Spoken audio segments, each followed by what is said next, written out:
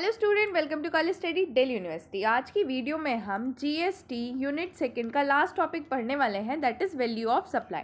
देखो, इस पूरी टॉपिक में ना हम ये डिटरमाइन करने की कोशिश करेंगे कि जो भी सप्लाई हुई है गुड्स एंड सर्विसेज की, उसकी क्या वैल्यू है।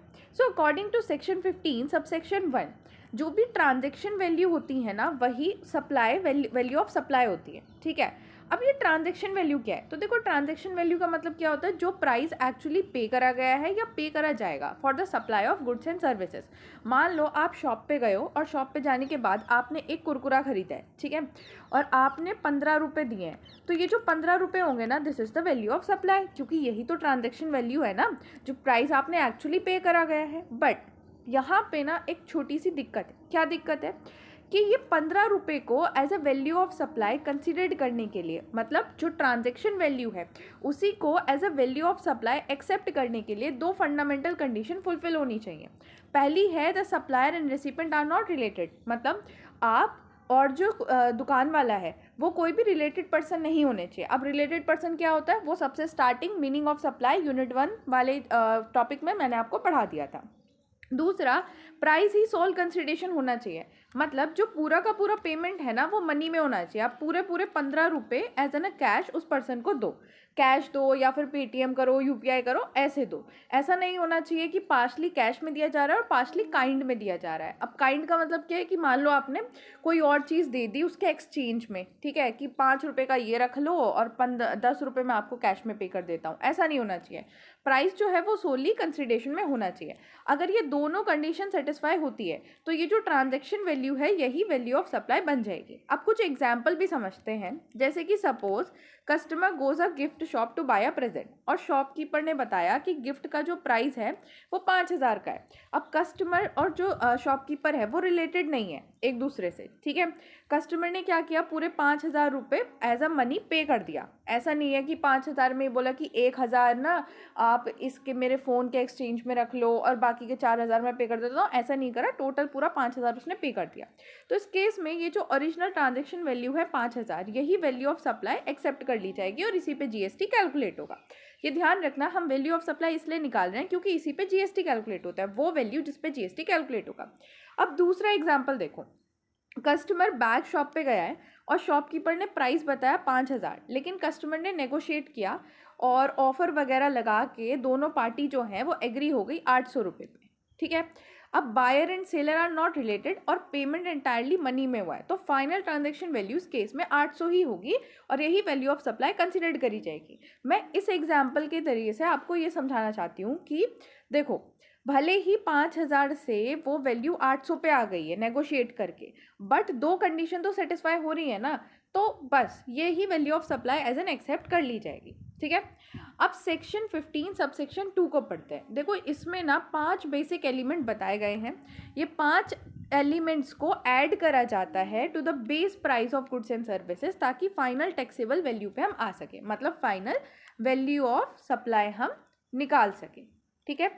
5 आइटम है जिनको ऐड करा जाता है। अभी कौन से 5 आइटम है? तो पहला है tax other than GST. GST के अलावा अगर कोई भी टैक्स लग रहा है तो उसको ऐड करा जाएगा। जैसे मान लो मैन्युफैक्चरर जो है टबैको प्रोड्यूस कर रहा है, बेस प्राइस है 10,000, लेकिन एक्साइज ड्यूटी लग रही है 2,000, तो जो टोटल वैल्यू होगी वो होगी 12,000, यही वैल्यू ऑफ सप्लाई होगी और इसी पे जीएसटी कैलकुलेट होगा। वहीं पे जो लिस्ट प्राइस है गुड्स का वो 40,000 है, लेकिन म्यूनसिपल अथॉरिटी ने टैक्स लगाया 2,000 का, तो टोटल वैल्यू जो होगी दैट इज़ 42,000 और इसी 42,000 पे जीएसटी कैलकुलेट होगा। तो पहला एलिमेंट कौन सा हो गया? Tax other than GST. GST को छोड़ के अगर कोई भी टैक्स लग रहा है तो वो ऐड होगा। दूसरा है payment made by recipient on behalf of supplier, मतलब अगर कोई भी ऐसा पेमेंट है जो सप्लायर को करना था लेकिन रिसिपेंट ने कर दिया। रिसिपेंट कौन होता है? जो सप्लाई है या गुड्स जो है रिसीव करता है, रिसीवर जो होता है। तो ऐसा कोई भी पेमेंट जो सप्लायर ने करना था और सप्लायर उसके लिए लीगली बाइंड था, लेकिन क्या था कि उस रिसीवर ने वो पेमेंट कर दिया, तो वो वाला पेमेंट भी ऐड होगा। अब इसको भी ना एग्जाम्पल से समझो। Seller agree to sell and deliver calculator to the buyer home for total contract of 11 lakh. 11 lakh का कॉन्ट्रैक्ट था कि कैलकुलेटर डिलीवर करे जाएंगे सेलर के द्वारा बायर के घर पे।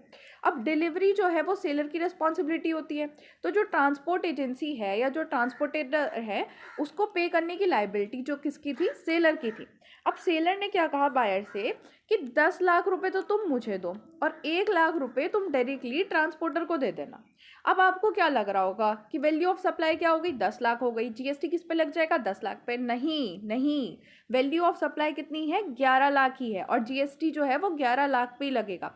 यही बात मैं आपको समझा रही हूँ कि अगर कोई भी पेमेंट, जैसे ये 1 लाख का पेमेंट जो है वो सप्लायर ने करना था बट बायर कर रहा है, तो ये वाला पेमेंट भी ऐड करा जाएगा, ठीक है। Then next is incidental expenses. देखो, कोई भी इंसिडेंशियल एक्सपेंसेस जो चार्ज करा गया है सप्लायर के द्वारा रेसिपेंट को, जैसे कि पैकेजिंग, कमीशन या इंस्पेक्शन चार्जेस, वो भी ऐड करे जाएंगे वैल्यू ऑफ सप्लाई में। लेकिन ध्यान रखना, ये सारे जो चार्जेस है like packaging, commission, inspection charges, वो बिफोर और eight a time of delivery हो जाने चाहिए। ऐसा नहीं है डिलीवर हो गया उसके बाद कोई चार्जेस है, वो वाले नहीं पे करे जाएंगे। फॉर एन एग्जाम्पल, कस्टमर ने गिफ्ट बाय किया 5,000 का और शॉपकीपर ने एक्स्ट्रा चार्ज लगाया 1,000 का फॉर अ स्पेशल पैकेजिंग, तो टोटल वैल्यू ऑफ सप्लाई कितनी हो गई, 6,000, ठीक है। ध्यान रखना कि अगर डिलीवरी होने के बाद कोई भी इंस्पेक्शन चार्जेस इंडिपेंडेंटली अरेंज करे गए हैं बायर के द्वारा, तो वो सप्लायर वैल्यू में ऐड नहीं करे जाएंगे, मतलब वो वैल्यू ऑफ सप्लाई में ऐड नहीं किए जाएंगे। Fourth is interest, late fee and penalty. अगर बायर जो है वो पेमेंट डिले करता है for a supply, then a supplier उस पर इंटरेस्ट चार्ज कर सकता है, लेट फी चार्ज कर सकता है, पेनल्टी चार्ज कर सकता है, और ये जो एक्स्ट्रा अमाउंट है इसको भी वैल्यू ऑफ सप्लाई में ऐड किया जाएगा। अब देखो, इसमें ना एक इम्पॉर्टेंट चीज़ है कि ऐसा माना जाता है कि अगर कोई भी लेट फी, पेनल्टी या इंटरेस्ट है तो वो उसके अंदर जीएसटी ऑलरेडी इंक्लूड होता है। कैसे? देखो, सप्लायर ने एज अ लेट फी 6,000 रुपये रिकवर किए। अब जीएसटी जो था वो 18% पे एप्लीकेबल था, तो हम ये मानेंगे कि इस 6,000 के अंदर दो कॉम्पोनेंट हैं। पहला कॉम्पोनेंट क्या है कि जीएसटी है, और दूसरा कॉम्पोनेंट ये जो लेट फी है, ठीक है। हम मानेंगे कि इस 6,000 के अंदर दो कंपोनेंट है, एक तो जीएसटी जो पे करना था टैक्स 18% के हिसाब से, और लेट फी। तो जीएसटी कितना है इसको कैलकुलेट करने के लिए हम कुछ इस तरीके से कैलकुलेशन करते हैं। 6,000 को डिवाइड करेंगे 118 से इंटू 100, जो भी अमाउंट आएगा that is are late fee, और बाकी का जो अमाउंट होगा वो हमारा जीएसटी होगा, ठीक है। Fifth is subsidies directly link to the price. देखो, अगर प्राइस ऑफ द प्रोडक्ट और सर्विस आर्टिफिशियली कम हो गया बिकॉज थर्ड पार्टी ने कोई सब्सिडी प्रोवाइड कर दी है जो डायरेक्टली प्राइस से लिंक है, तो सब्सिडी अमाउंट को भी ऐड बैक किया जाता है to calculate the value of supply. लेकिन अगर वो सब्सिडी सेंट्रल गवर्नमेंट या स्टेट गवर्नमेंट ने दी है तो ऐड नहीं करते। For an example, educational institution ने चार्ज किए 9,000 रुपये क्लासेस के लिए। अब एक प्राइवेट एंटिटी ने क्या किया, प्राइवेट एंटिटी मतलब एनजीओ या कॉर्पोरेट ट्रस्ट, उसने सब्सिडी दे दी 4,000 की स्टूडेंट को, तो स्टूडेंट को सिर्फ 5,000 पे करने पड़े। लेकिन जब हम जीएसटी चार्ज करेंगे तो पूरे 9,000 की वैल्यू पे करेंगे। बट यहीं पे दूसरा एग्जांपल देखो, if machine costing 1,50,000 and central government provide a subsidy of 50,000 directly link to the payment, और बायर ने सिर्फ 1 लाख पे करे, क्योंकि ये गवर्नमेंट सब्सिडी है तो इसको ऐड बैक नहीं किया जाएगा और जीएसटी 1 लाख पर ही लगेगी। तो कुछ इस तरीके से ये समझा जाता है। अब देखो, क्या क्या ऐड करना है वो तो हमने देख लिया, बट क्या क्या एक्सक्लूड करना है वो भी हमें देखना पड़ेगा। तो एक्सक्लूजन के बारे में सेक्शन 15 का सबसेक्शन 3 बताता है कि एक्सक्लूजन ऑफ डिस्काउंट करना होता है। अब डिस्काउंट को भी ना दो कैटेगरी में डिवाइड करा है। सबसे पहले discount given before eight a time of supply, मतलब जब सप्लाई करी जा रही है उससे पहले या उस टाइम पे डिस्काउंट दिया जा रहा है। जैसे कि RF trader sell a goods on a listing price 8,000, at a time of sale seller offer a immediate discount of 25% which is clearly shown on a invoice. Invoice में क्लियरली शोन हो रहा है, ये चीज़ आपको ध्यान रखनी है, ठीक है। अब क्योंकि ये तो क्लियरली शो हो रहा है इनवॉइस में, ठीक है, और सेलर ने डिस्काउंट कब दिया है, जब सेल हो रही है, जब सप्लाई हो रही है, eight a time of supply, तो ये दोनों कंडीशन फुलफिल हो रही है। तो इस केस में ये जो 2,000 है वो डिस्काउंट की तरह माना जाएगा, और जो टैक्सेबल वैल्यू ऑफ सप्लाई हो जाएगी वो 6,000 हो जाएगी, ठीक है। अब दूसरी तरफ देखो, discount given after the supply, अगर सप्लाई होने के बाद डिस्काउंट दिया जा रहा है तो उस केस में क्या होता है कि दो मैंडेटरी कंडीशन होती है जो सेटिस्फाई होनी चाहिए। पहली, प्री एग्जिस्टिंग एग्रीमेंट होना चाहिए, मतलब डिस्काउंट जो है वो ऑलरेडी स्टैब्लिश हो जाना चाहिए इन टर्म ऑफ एग्रीमेंट जो एंटर हुआ है बिफोर और eight a time of original supply. और आईटीसी रिवर्स होना चाहिए बाय द रिसिपेंट, मतलब जो रिसिपेंट है या जो बायर है उसने जो भी आईटीसी क्लेम करा है उसको वो रिवर्स करना पड़ेगा। मैम ये तो समझ नहीं आ रहा, अभी एग्जाम्पल दूंगी तो अच्छे से समझ आएगा। देखो, manufacturer Nova fabric private limited announce a scheme that a beginning of financial year beginning of financial year में एक स्कीम उन्होंने अनाउंस की कि अगर किसी भी डिस्ट्रीब्यूटर का टोटल एनुअल परचेस 1.5 करोड़ से एक्सीड कर जाता है तो 6% का रिट्रोस्पेक्टिव डिस्काउंट दिया जाएगा। अब इस रिट्रोस्पेक्टिव का मतलब क्या है कि जितनी भी पीछे उसने परचेस करी होगी सब पे, जितनी भी पिछली परचेस करी होगी, जिन्हें टोटल मिला के 1.5 करोड़ का परचेस हुआ है, उन सब पे डिस्काउंट दिया जाएगा। ठीक है, और ये बात उसने कब बताई? At a beginning of financial year, मतलब सप्लाई होने से पहले ही इस बात का कॉन्ट्रैक्ट में, मतलब एग्रीमेंट में हो गया। ठीक है, तो पहली कंडीशन क्या है कि प्री एग्जिस्टिंग एग्रीमेंट होना चाहिए। तो यहाँ पे प्री एग्जिस्टिंग एग्रीमेंट है क्योंकि सप्लाई होने से पहले ये बात उसने अनाउंस कर दी है। अब एक डिस्ट्रीब्यूटर था रिया स्टोर, उसने गुड्स परचेज किए मल्टीपल टाइम पे, जैसे 55 लाख परचेस किए, 45 लाख परचेस किए, 60 लाख परचेस किए, और ऐसे करते करते रिया स्टोर ने पूरा जीएसटी पे किया हर एक इनवॉइस पे और आईटीसी भी क्लेम किया। मतलब देखो, जब 55 लाख उसने परचेस किए ना, तो उसने क्या किया, पूरा जीएसटी पे करा होगा। किसको? ये जो हमारा कंपनी है नोवा फैब्रिक प्राइवेट लिमिटेड, क्योंकि उसे तो नहीं पता था कि 1.5 करोड़ की मेरी परचेस हो जाएगी, मेरे को डिस्काउंट मिलेगा।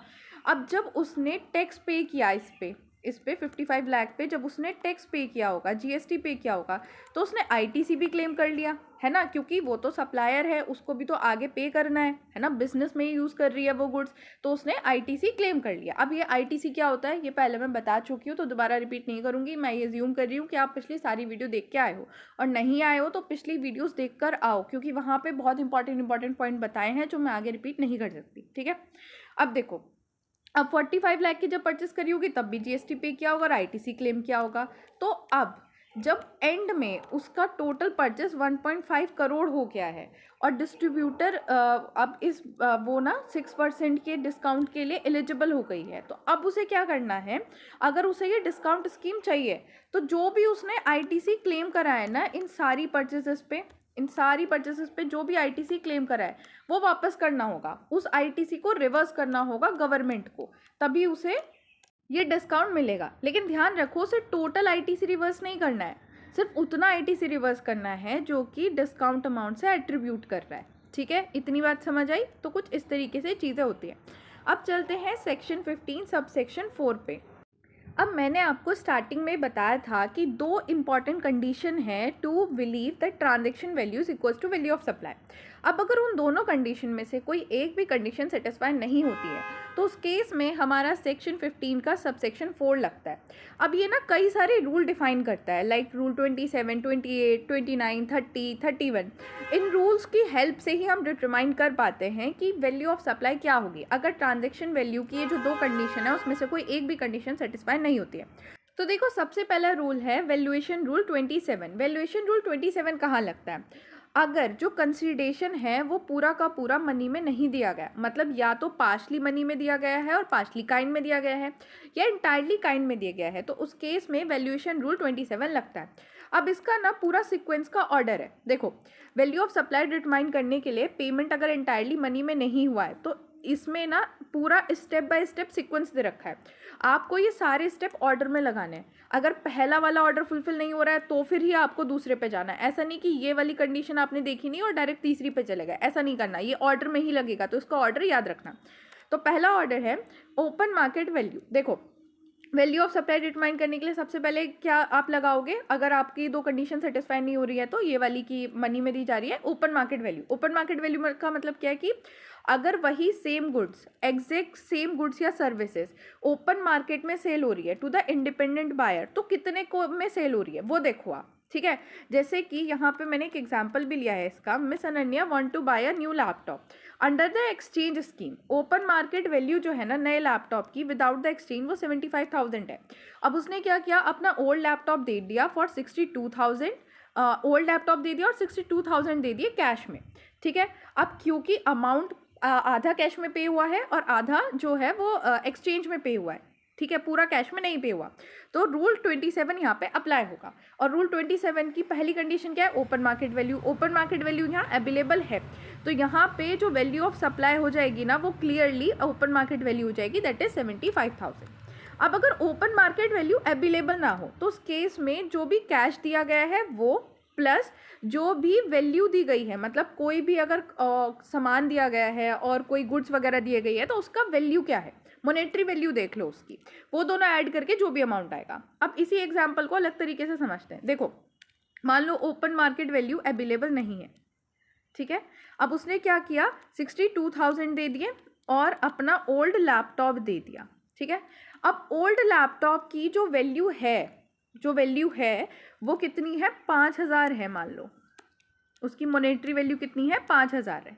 तो अब हम वैल्यू ऑफ सप्लाई डिटरमाइन करने के लिए क्या करेंगे, 62,000 में इन 5,000 को करेंगे ऐड और हमारी वैल्यू हो जाएगी वैल्यू ऑफ सप्लाई 67,000। इस तरीके से। अब आप सोच रहे होंगे कि मैम ये 5,000 जो आपने वैल्यू ले ली है ये कैसे हमें पता चलेगी, क्वेश्चन में दे रखी होगी, ठीक है। क्वेश्चन में ये वैल्यू आपको दे रखी होगी, बस आपको ध्यान रखना है कि कौन सा रूल आपको लगाना है। Third is like and quality, kind and quality. मतलब अगर ऊपर की दो वाली कंडीशन का आपका कुछ भी डेटा नहीं दे रखा है क्वेश्चन में, तो आपको फिर ये तीसरा रूल लगाना है। If neither the open market value nor the value of kind portion can be determined, the value will be based on supply of goods and services like and kind quality. What similar goods and service sale for the market. मान लो एक laptop लेना है, ये अनन्या जो laptop लेने आई है, ऐसा same laptop, ठीक है, ऐसा सेम लैपटॉप जो है वो मार्केट में ऐसे मिल रहा है, मार्केट में मिल रहा है ऐसा सेम लैपटॉप। सेम मतलब उसकी जो कंपनी है वो डिफरेंट है बट उसके जो फीचर्स हैं वो सेम है। लाइक लैपटॉप के जो भी फीचर होते हैं कि प्रोसेसर क्या है, तो वो ये वाला लैपटॉप भी जो है वो i5 का है, ये भी i5 का है, ठीक है। इसके भी स्क्रीन वगैरह के फीचर वही हैं, इसके भी फीचर सेम ही हैं, तो फीचर्स सारे सेम ही हैं। तो ये वाला गुड्स और ये laptop like and kind consider करा जाएगा कि सिमिलर ही है। तो फिर क्या करा जाएगा कि जब इस लैपटॉप की वैल्यू नहीं डिटरमाइन हो रही है तो ये जो इसका सिमिलर टाइप का लैपटॉप है जिसके फीचर्स इसके जैसे ही हैं, इसकी जो भी वैल्यू होगी, मान लो इसकी वैल्यू जो है वो 1 लाख है, तो इस लैपटॉप की वैल्यू भी 1 लाख कंसिडर कर ली जाएगी, ठीक है। और ये वाली चीज़ भी ना क्वेश्चन आपको सामने लिख के देगा कि उसके जैसा एक लाइक एंड क्वालिटी वाला प्रोडक्ट है, ठीक है, उसकी वैल्यू इतनी है। तो आपको बस ध्यान रखना है कि अच्छा ऊपर के रूल्स नहीं लग रहे हैं तो ये वाला रूल अप्लाई हो जाएगा। और अगर ये तीनों में से कोई सा भी रूल नहीं लग रहा है तो फिर डायरेक्टली रूल 30 या रूल 31 लगाना है। और रूल 31 भी कब लगाना है, जब रूल 30 जो है वो फेल हो जाए। रूल 30 क्या कहते हैं कि जो भी वैल्यू कैलकुलेट हुई है, जो भी कॉस्ट ऑफ प्रोडक्शन है ना, उसका 110% is equal to value of supply. और रूल 31 क्या कहता है वो हम लास्ट में पढ़ेंगे, लास्ट में उस रूल को डिटेल में समझेंगे। आ जाते हैं नेक्स्ट रूल पे, दैट इज रूल 28। रूल 28 कब लगता है, रूल 28 हम तब अप्लाई करते हैं जब गुड्स एंड सर्विसेज की जो सप्लाई है ना वो रिलेटेड पर्सन या डिस्टिंक्ट पर्सन के बीच में हो रही हो, ठीक है। तो इसके क्या क्या सिक्वेंटल मेथड है, तो पहला है ओपन मार्केट वैल्यू। पहले ओपन मार्केट वैल्यू देखेंगे, अगर ओपन मार्केट वैल्यू नहीं है तो value of like kind and quality वाली चीज़ देखेंगे, अगर वो भी अवेलेबल नहीं है तो रूल 30 और 31 लगेगा, ठीक है। लेकिन यहाँ पे ना एक ऑप्शन प्रोवाइड करा गया है। अब इस ऑप्शन को मैं थोड़ा डिटेल में समझाती हूँ एग्जाम्पल की हेल्प से। मान लो ये है चिंटू, ये है मिंटू, ठीक है। अब चिंटू जो है वो है सप्लायर और जो मिंटू है वो है बायर, ठीक है। चिंटू जो है मिंटू को गुड्स सप्लाई कर रहा है। अब बात ऐसी है कि मिंटू को भी ना ये गुड्स गोलू को सप्लाई करने हैं, गोलू को सप्लाई करने हैं और मिंटू को इसमें कोई चेंज नहीं करना, बस चिंटू से खरीदने हैं और बाद में आगे गोलू को सप्लाई कर देने हैं। तो अगर ऐसा कोई केस है तो चिंटू के पास ना ऑप्शन है कि वो वैल्यू ऑफ सप्लाई कितनी रख सकता है, 90% of price charge by the recipient when they sell a goods of like and quality to unrelated customer. मतलब देखो यहाँ पे एक और केस समझो कि ये चिंटू है और अब चिंटू जो है गुड्स सप्लाई कर रहा है भोलू को, ठीक है, भोलू को गुड्स सप्लाई कर रहा है। अब चिंटू का मिंटू तो रिलेटेड पर्सन था, चिंटू मिंटू रिलेटेड पर्सन थे, लेकिन चिंटू और भोलू रिलेटेड पर्सन नहीं है, ठीक है। और चिंटू सेम ही गुड्स भोलू को भी सप्लाई कर रहा है और सेम ही गुड्स मिंटू को सप्लाई कर रहा है।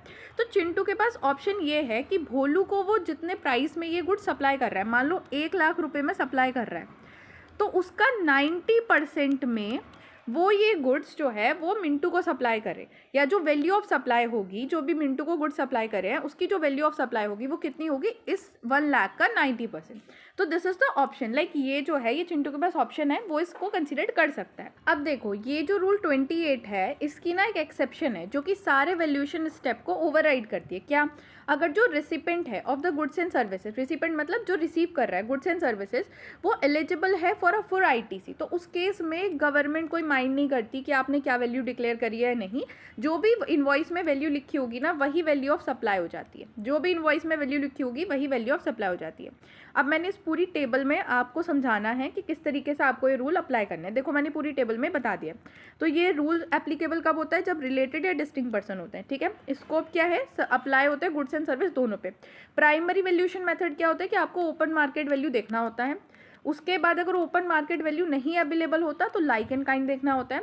और यहाँ लाइक एंड काइंड पे एक स्पेशल ऑप्शन दिया गया है कि अगर goods are meant for further supply, तो सप्लायर ऑप्ट करता है for a 90% recipient supplying price of a independent. 90% rule के लिए जा सकता है, ठीक है। तो ये ऑप्शन दे रखा है। अगर रेसिपेंट एलिजिबल है फॉर अ फुल आईटीसी, तो उस केस में इनवॉइस वैल्यू जो भी डिक्लेयर करी गई है वही वैल्यू ऑफ सप्लाई हो जाती है। और अगर ये इनमें से कोई सी भी चीज़ नहीं लग रही, तब आते हैं रूल 30 एंड 31 पे, ठीक है। अब चलते हैं नेक्स्ट रूल पे, दैट इज द रूल 29। देखो रूल 29 तब अप्लाई होता है जब हम सप्लाई कर रहे होते हैं एजेंट के थ्रू। तो उस केस में देखो किस तरीके से आपको स्टेप फॉलो करने हैं। सबसे पहले है ओपन मार्केट वैल्यू। अगर ओपन मार्केट वैल्यू अवेलेबल है तो वो लगा दो, या फिर ये जो 90% वाला रूल हमने पढ़ा था ना कि सप्लायर के पास ऑप्शन है 90% रूल का, वो भी अप्लाई हो सकता है। सप्लायर या तो ओपन मार्केट वैल्यू यूज़ कर सकता है या फिर 90% रूल अप्लाई कर सकता है। और अगर ये दोनों रूल अप्लाई नहीं हो रहे तो उस केस में फिर रूल 30 और 31 का यूज़ किया जाएगा। देखो अब आपको लग रहा होगा कि मैम रूल 28 और 29 तो सिमिलर है। नहीं, डिफरेंस है। क्या डिफरेंस है कि रूल 29 जो है वो सिर्फ गुड्स पे अप्लाई होता है। मैंने ऊपर टेबल में क्या बताया था कि रूल 28 गुड्स एंड सर्विस दोनों पे अप्लाई होता है, बट रूल 29 जो है वो सिर्फ गुड्स सप्लाई ऑफ गुड्स पे अप्लाई होता है। तीसरी चीज़, no full IT exception, ITC exception. देखो रूल 28 के अंदर जो है आईटीसी इनपुट टैक्स क्रेडिट की एग्जेम्पशन दे रखी थी, बट रूल 29 के अंदर ये एग्जेम्पशन नहीं है। अब हम ना एग्जाम्पल पे आ जाते हैं। तो देखो coffee been supplier through the agent वाला एग्जाम्पल समझते हैं। प्रिंसिपल सप्लायर जो है वो कॉफ़ी बीन को सेल करता है सेलिंग एजेंट की हेल्प से। एक अनदर इंडिपेंडेंट सप्लायर है, इसके अलावा एक अनदर इंडिपेंडेंट सप्लायर है जो सप्लाई कर रहा है coffee bean of like and kind quality to the same agent, उसी एजेंट को 3200 पर बैग में, and this represent the open market value. अब क्योंकि देखो यहाँ पे क्या बोला गया है कि ये जो सप्लायर है वो कॉफ़ी बीन को सेल कर रहा है सेलिंग एजेंट की हेल्प से, और इस सप्लायर के अलावा एक और सप्लायर है जो सप्लाई कर रहा है कॉफ़ी बीन सेम ही तरीके की, सेम ही एजेंट के हेल्प से, ठीक है। लेकिन वो कितने में कर रहा है? वो एक बैग दे रहा है उसको 3200 पे पर बैग। तो ये जो वैल्यू है ना, ये ओपन मार्केट वैल्यू को रिप्रेजेंट कर रही है, ओके। अब जो एजेंट है वो सेल करता है ये जो कॉफ़ी बीन है ओपन मार्केट वैल्यू में 3500 में। मतलब अब ये जो सप्लायर प्रिंसिपल है, इसने जो एजेंट को कॉफ़ी बीन दी है, ये जो एजेंट है इसको फर्दर सेल करता है कहाँ पे? ओपन मार्केट में 3500 का। अब ज़रा ना मेरा एग्जाम्पल याद करो, मैंने तुम्हें क्या बताया था? चिंटू और मिंटू। चिंटू मिंटू को सेल कर रहा है और मिंटू किसको सेल कर रहा है? गोलू को। मतलब यहाँ पे ये समझ लो, ये जो चिंटू है ये हो गया प्रिंसिपल, मिंटू जो हो गया वो हो गया एजेंट। तो प्रिंसिपल जो है, मतलब जो चिंटू है वो मिंटू को सेल कर रहा है एजेंट को, ठीक है। और फिर ये एजेंट जो है वो गोलू को सेल कर रहा है 3500 पर बैग में। तो मैंने क्या बताया था कि अगर ऐसा कोई केस होता है तो इसके पास, ये जो प्रिंसिपल है इसके पास ऑप्शन है कि ये 90% रूल के लिए भी ऑप्ट कर सकता है। अब कैसे? देखो यहाँ पे प्रिंसिपल के पास दो वैल्यूएशन ऑप्शन है। पहले तो ओपन मार्केट वैल्यू लगा लेगा या फिर अगर ओपन मार्केट वैल्यू वो नहीं लगाना चाहता तो वो 90% रूल लगा सकता है। 90% रूल क्या होता है कि जो भी वैल्यू ये है इसका 90% निकाल लो, ठीक है। 90% कितना आ रहा है? 3150। अब इसके पास चॉइस है, किसके पास चॉइस है? चिंटू जो प्रिंसिपल है उसके पास चॉइस है कि या तो वो ये वाला यूज़ कर सकता है या ये वाला यूज़ कर सकता है। It's up to that principle, ठीक है। समझ आया कैसे? देखो फिर से समझ लो एक बार, थोड़ा सा एक्सप्लेन कर देती हूँ। ओपन मार्केट वैल्यू देख सकता है, ओपन मार्केट वैल्यू, या फिर 90% रूल लगा सकता है। ओपन मार्केट वैल्यू कहाँ से आ गई? 3200 से। और 90% रूल हमारा कैसे आ गया? क्योंकि वो आगे फर्दर सप्लाई कर रहा था तो उस केस में 90% रूल लग जाता है, ठीक है। आई होप आपको ये चीज़ समझ आई होगी। अब चलते हैं नेक्स्ट वैल्यूएशन रूल पे, रूल 30। देखो रूल 30 हमारा कब एप्लीकेबल होता है, जब कभी भी हमारे रूल 27, 28, 29 से हमारी वैल्यू ऑफ सप्लाई नहीं डिटरमाइन हो रही होती, उस केस में फिर हम रूल 30 लगाते हैं।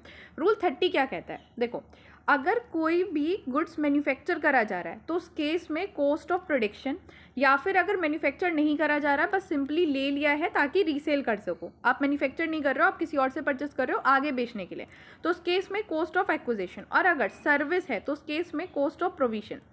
जो भी कॉस्ट है उसका 110% जो भी होगा ना, that will be the value of supply. अब इसका ना एग्जाम्पल लेते हैं। देखो mister Arjun and mister Varun are related person, क्योंकि ये रिलेटेड पर्सन है तो यहाँ पे वैल्यू ऑफ सप्लाई डिटरमाइन करने के लिए हम ट्रांजेक्शन वैल्यू को नहीं ले सकते, ठीक है। Mister Arjun manufacture industrial machinery to sell to mister Varun. अब सेम ही बात है, क्योंकि वो रिलेटेड पर्सन है तो हम नॉर्मल ट्रांजैक्शन प्राइस तो ले नहीं सकते, और ना ही हमारे पास ओपन मार्केट वैल्यू है ना ही मार्केट वैल्यू है, तो फिर हम रूल 28 इस पर नहीं लगा सकते। तो इस केस में हम रूल लगाएंगे 30। अब रूल 30 क्या कहता है कि जो भी मशीनरी की वैल्यू है, कॉस्ट ऑफ प्रोडक्शन क्या है मशीनरी की, 2,50,000, उसका 110% कर लो, तो उसका 110% आया 2,75,000 and this is the value of supply.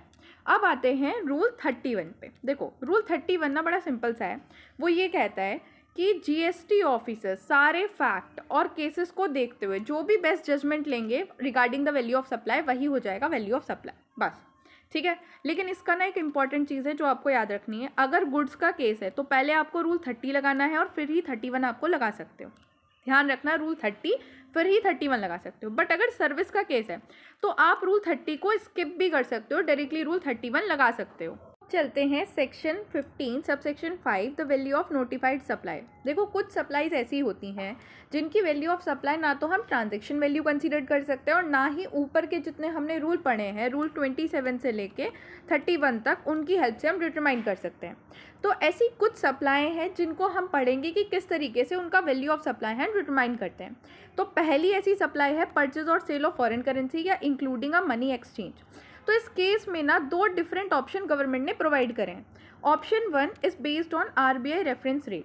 इस मेथड में क्या होता है, टैक्सेबल वैल्यू कैलकुलेट करने के लिए हम डीलर का जो भी बाइंग सेलिंग रेट होता है ना, उसको ऑफिशियल आरबीआई रेफरेंस रेट से कंपेयर करते हैं। और इस ऑप्शन को भी ना 3 सिनेरियो में डिवाइड करा गया है। पहला सिनेरियो क्या है, when one of the currency exchange in Indian rupee, मतलब एक करेंसी इंडियन रुपी में एक्सचेंज हो रही है। तो उस केस में हम क्या करते हैं, जो भी बाइंग सेलिंग रेट है, बाइंग एंड सेलिंग, या तो बाइंग का या सेलिंग का जो भी रेट है, उसमें से आरबीआई का रेफरेंस रेट हम माइनस करते हैं और मल्टीप्लाई कर देते हैं total unit of currency exchange को। अब इसको ना एक एग्जांपल की हेल्प से समझते हैं। देखो customer exchange the US dollar 15,000 into the Indian currency, ठीक है। डीलर ने क्या किया, उसको 83.5 रुपीज़ का रेट प्रोवाइड किया, ठीक है, और उस हिसाब से उसको पैसे दिए। बट जो आरबीआई का रेफरेंस रेट क्या है वो है 84.10। तो उस केस में वैल्यू ऑफ सप्लाई डिटरमाइन करने के लिए हम क्या करेंगे, आरबीआई के रेफरेंस रेट में से जो ये रेट है डीलर के बाइंग सेलिंग रेट को माइनस करेंगे और मल्टीप्लाई कर देंगे नंबर ऑफ यूनिट से। So that is 9,000। ये जो 9,000 है that is the taxable value of supply. Scenario B क्या है कि जब आरबीआई का रेफरेंस रेट अवेलेबल ही ना हो, तो उस केस में हम क्या करते हैं, जो भी ग्रॉस अमाउंट आता है ना इंडियन रुपी का, इंडियन रुपी में जो भी ग्रॉस अमाउंट आता है उसका 1% ले लेते हैं। मतलब कस्टमर को 10,000 रुपये इंडियन रुपी में कन्वर्ट कराने थे, यूएस डॉलर से इंडियन रुपी में कराने थे। डीलर ने कन्वर्जन रेट 83 के हिसाब से जो कस्टमर को 8,30,000 रुपये दिए। अब क्योंकि आरबीआई का ऑफिशियल रेफरेंस रेट तो अवेलेबल ही नहीं था, तो उस केस में इस अमाउंट का जो 1% है दैट इज 8,300, वो हमारा वैल्यू ऑफ सप्लाई बन जाएगा। अब आता है तीसरा सिनेरियो। तीसरे सिनेरियो में क्या है कि अभी तक क्या हो रहा था, कोई एक करेंसी इंडियन रुपी में कन्वर्ट हो रही थी, बट अगर इंडियन रुपी में कोई सी करेंसी एक्सचेंज ही ना हो, यहाँ पे सिनेरियो क्या है कि दो फॉरेन करेंसी है, एक तो यूएस डॉलर है एक यूके है, ठीक है, और कन्वर्जन क्या हो रहा है कि यूएस से यूके में होना चाह रहा है। तो इस केस में हमें पहले दोनों करेंसी को इंडियन करेंसी में कन्वर्ट करना होता है according to their respective RBI reference rate, और फिर उसके बाद अप्लाई करना होता है tax on a lower amount. कैसे, एग्जाम्पल देखो, कस्टमर को क्या करना था, 3,000 यूएस डॉलर था और उसे कन्वर्ट कराना था इन अ यूके जीबीएस जो कि 2,200 में था। तो अब इस केस में हमने क्या किया कि आरबीआई का जो रेफरेंस रेट था for the US dollar that is 65 and the for the UK that is 85। हमने उसको कन्वर्ट कर लिया दोनों को इंडियन रुपी में। इंडियन रुपी में कन्वर्ट करके जो अमाउंट आया, पहला है 1,95,000, दूसरा 1,87,000। अब इन दोनों में से जो भी छोटा अमाउंट था, छोटा अमाउंट कौन सा है, 1,87,000, इसका 1% दैट इज़ 1,870, वो हमारा टैक्सेबल वैल्यू ऑफ सप्लाई बन जाएगा। अब आता है नेक्स्ट ऑप्शन। हमारे पास जो सेकेंड ऑप्शन है ना, that is slab and range method. Slab and range method अगर आप यूज़ कर रहे हो तो आपको RBI रेफरेंस रेट को चेक करने की ज़रूरत नहीं होती। अब इसमें ना डिफरेंट स्लैब दिए होते हैं और उस हिसाब से हम वैल्यू कैलकुलेट करते हैं। तो पहला स्लैब है अप टू 1 लाख। देखो, अगर आप कोई भी अमाउंट एक्सचेंज कर रहे हो जिसकी वैल्यू 1 लाख है, अप टू 1 लाख है, तो उस केस में हम क्या करते हैं, जो भी ग्रॉस अमाउंट ऑफ करेंसी है या तो उसका 1% या फिर 250, जो भी हायर अमाउंट होगा वही वैल्यू हो जाएगी। लाइक एक पर्सन ने 1 लाख का अमाउंट ही एक्सचेंज करा है, तो 1 लाख का 1% क्या होगा, 1000। अब 1000 क्योंकि 250 से ज़्यादा है तो वैल्यू हो जाएगी 1000। बट वहीं अगर उस पर्सन ने 10,000 को एक्सचेंज किया होता तो 10,000 का 1% इज़ 100, बट मिनिमम वैल्यू कितनी है, 250, तो इस केस में वैल्यू कितनी हो जाएगी, 250। दूसरा स्लैब जो आता है वो आता है exceeding 1 lakh up to 10 lakh, मतलब 1 लाख से ज़्यादा बट 10 लाख से कम। अब इस केस में क्या है कि 1000 plus 0.5% of gross amount exceeding 1 lakh. Example से समझो, एक पर्सन ने 5 लाख रुपए का कन्वर्शन कराया, तो पहले जो 1 लाख है उसके लिए तो 1000 चार्ज हो जाएगा, और बाकी का जो 4 लाख का अमाउंट है उस पर 0.5% की कैलकुलेशन होगी, जिसका अमाउंट आया 2000, तो टोटल वैल्यू हो जाएगी 3000। ठीक है। अब आता है तीसरा स्लैब। 10 लाख से बड़ी अगर कोई भी वैल्यू है तो उस पर तीसरा स्लैब लगता है। तीसरे स्लैब में क्या है कि 5,500 plus 0.5% of the gross amount exceeding 10 lakh. 10 lakh से ऊपर का कोई भी अमाउंट है तो उस पर 0.1% की कैलकुलेशन होगी। और मैक्सिमम कैप कितना है कि मैक्सिमम टैक्सेबल वैल्यू कितनी हो सकती है, 60,000 तक, या फिर जो भी कैलकुलेटेड अमाउंट है जो भी लोअर होगा। ठीक है। अब एक पर्सन है जिसने 25 लाख का कन्वर्जन कराया है, तो पहले 10 लाख की वैल्यू उस पर कितनी हो गई, पहले 10 लाख पे कितना अमाउंट लगेगा, 5,500, और बाकी का अमाउंट, बाकी का कितना बचा, 15 लाख। 15 लाख पे कितना लगेगा, 0.1 का कैलकुलेशन, दैट इज 1,500। तो टोटल वैल्यू जो हो जाएगी वो 7,000 हो जाएगी। अब अगर आप 60,000 को 7,000 से कंपेयर करो तो कौन सा लोअर अमाउंट है, 7,000, तो 7,000 ही हमारा वैल्यू हो जाएगी, यही हमारा मेन वैल्यू होगा। अब आता है हमारा next rule, that is rule 32 सब रूल 3। ठीक है। तो ये रूल अप्लाई होता है on a service of air travel agent. अब इसमें क्या है कि जो भी आपका बेसिक फेयर होगा ना, अगर डोमेस्टिक फ़्लाइट है तो उसका 5% कर देना, और अगर इंटरनेशनल फ़्लाइट है तो उसका 10% कर देंगे। ठीक है। अब ये बेसिक फेयर क्या होता है, तो देखो ध्यान देना, बेसिक फेयर क्या होता है, बेसिक फेयर का मतलब है mean of part of fare, air fare on which airline normally pay a commission to the agent. Tax and other extra charges are not included in a basic fare. अब यहाँ पे मैंने example लिया है कि मान लो दुआ ट्रेवल्स एक एयर ट्रैवल एजेंट है, वो सेल करता है डोमेस्टिक फ़्लाइट टिकट और चार्ज करता है total amount of 72,50,000 during a month. अब इसमें से जो बेसिक फेयर है, बेसिक एक्चुअल फेयर है, दैट इज़ 65,30,000। अब क्योंकि डोमेस्टिक बुकिंग है तो इसकी कैलकुलेशन में हम क्या करेंगे, इस अमाउंट का 5% निकालेंगे, इस अमाउंट का 5% निकालेंगे, जो कि आएगा 3,26,500, और यही हमारी वैल्यू ऑफ सप्लाई हो जाएगी। देखो कितना आसान था, अगर डोमेस्टिक फ्लाइट है तो 5% of basic fair, international flight है तो 10% ऑफ बेसिक फेयर। ध्यान रखना बेसिक फेयर पे निकालना है, एक्चुअल प्राइस जो है टिकट का उस पर नहीं निकालना, बेसिक फेयर पे निकालना है। अब हमारा नेक्स्ट रूल आता है regarding a life insurance business. देखो लाइफ इंश्योरेंस प्रीमियम जो भी होता है ना, उसके अंदर 2 कंपोनेंट होते हैं। पहला portion that goes toward the pure risk coverage and the portion that is invested on behalf of policy holder. तो उस केस में हम जीएसटी कैसे लगाते हैं, वैल्यू ऑफ सप्लाई कैसे करते हैं, उसको देखते हैं। तो देखो इसके 4 सिनेरियो है। पहला है policy with a dual benefit, एक पॉलिसी जिसमें डुअल बेनिफिट है, मतलब इन्वेस्टमेंट भी है और रिस्क भी है। और इन्वेस्टमेंट कितनी होगी इस बारे में कंपनी ने एक्सप्लिसिटली पॉलिसी होल्डर को बता दिया है। ठीक है। तो इस केस में क्या होता है, ग्रॉस प्रीमियम जितना भी है उसमें से जो अमाउंट इन्वेस्टमेंट का होता है वो माइनस कर देते हैं, और माइनस करने के बाद जो अमाउंट बढ़ता है that is the value of supply. जैसे कि Arihant life insurance collected total premium of 1,80,000 and उसने पॉलिसी होल्डर को बता दिया कि इसमें से जो 100 लाख है वो इन्वेस्टमेंट के हो जाएंगे। तो बाकी हम अब क्या करेंगे, 1,80,000 में से 180 लाख में से 100 लाख माइनस कर देंगे, और बाकी का जो 80 लाख आएगा ना, that is the taxable value of supply. अब सिनेरियो बी क्या है? सिनेरियो बी क्या है कि अगर सिंगल प्रीमियम पे करा जाता है, बस मतलब कस्टमर सिर्फ एक ही बार सारा अमाउंट पे करता है, तो उस केस में जो भी सिंगल प्रीमियम है उसका 10% will be as calculated as the value of supply, जिस पे हमारा टैक्स लगेगा। For an example, individual buy a single premium annuity policy and pay a 1 crore. अब 1 करोड़ का जो भी 10% है दैट इज 10 लाख, ठीक है, that is the taxable value of supply. Third आता है policy strictly for a risk coverage. अगर पॉलिसी प्योरली सिर्फ लाइफ रिस्क के लिए है तो उस केस में जो भी एंटायरली प्रीमियम चार्ज हुआ है वो वैल्यू ऑफ सप्लाई कंसिडर करा जाएगा। लास्ट सिनारियो है हमारा फॉर अदर केस, मतलब जहाँ पे पॉलिसी में इन्वेस्टमेंट भी कंपोनेंट भी है और रिस्क कंपोनेंट भी है, लेकिन कंपनी ने ये बताया नहीं पॉलिसी होल्डर को कि कितना कंपोनेंट जो है वो हमारा इन्वेस्टमेंट कंपोनेंट है। तो उस केस में क्या होगा कि पहले स्टार्टिंग का जो ईयर है, फर्स्ट ईयर है, उसका जो प्रीमियम है उसका 25% will be considered as the value of supply, और बाद में जो भी प्रीमियम आएगा उसका 12.5%। अब इसको एग्जाम्पल से समझो। कंपनी ने क्या किया, फर्स्ट प्रीमियम कलेक्ट किया दैट इज 180 लाख, ठीक है, स्टैंडर्ड पॉलिसी के लिए, बट जो इन्वेस्टमेंट एलोकेशन था वो कितना था वो शेयर नहीं किया गया पॉलिसी होल्डर को। तो वैल्यू ऑफ सप्लाई क्या होगी इसका 25%, क्योंकि ये क्या है फर्स्ट ईयर प्रीमियम। उसके बाद जो भी प्रीमियम आएगा वैल्यू ऑफ सप्लाई डिटरमाइन करने के लिए बाद के जो भी प्रीमियम है उन पर 12.5% का परसेंटेज लगा के जो भी वैल्यू आएगी that will be the value of supply. तो इसी के साथ आपका second unit that is the supply आपका कंप्लीट होता है जीएसटी का, और ये जो वैल्यू ऑफ सप्लाई है ये वाला टॉपिक भी होता है complete. So thanks for watching. Video को लाइक करो, चैनल को सब्सक्राइब भी करो, वीडियो को हाइप भी करो। एंड गाइस, अगर आपको ये नोट्स चाहिए जिनसे मैं आपको पढ़ा रही थी तो आप इन्हें परचेस करते हो बहुत ही कम कॉस्ट पे। कहाँ से? गूगल फॉर्म से, और गूगल फॉर्म का लिंक आपको डिस्क्रिप्शन बॉक्स में मिल जाएगा। एंड ये जो यूनिट है आपकी सेकेंड यूनिट बहुत ही ज़्यादा इंपॉर्टेंट है, क्योंकि मैक्सिमम मार्क्स की यही यूनिट है, मैक्सिमम मार्क्स की यही यूनिट है, इसलिए थोड़ी लंबी गई है। इसके अंदर कई सारे चैप्टर हैं that is meaning of supply, time of supply, value of supply and the place of supply.